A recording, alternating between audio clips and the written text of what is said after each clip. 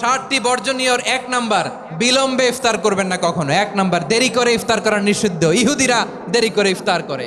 লা ইয়াজালুন নাসু আলা খাইরিন মা আজ্জালুল ফিতরা।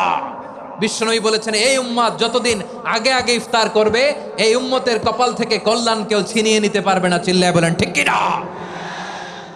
আজানের জন্য বসে থাকবেন না, সময় দেখবেন।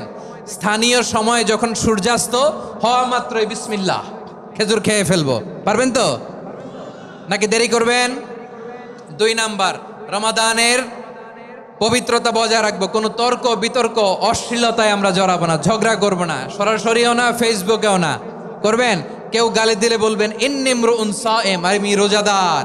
আল্লাহর হাবিব শিখিয়েছেন, কেউ যদি তোমার গালি দেয়, কটু কথা বলে, অশ্লীল কথা বলে, রমজানে তুমিও বলতে পারবে না। তুমি বলতে পারবা ইন্নিমরুউন সায়েম, আমি রোজাদার। আজকে থেকে নিয়ত করেন, রমজানে কেউ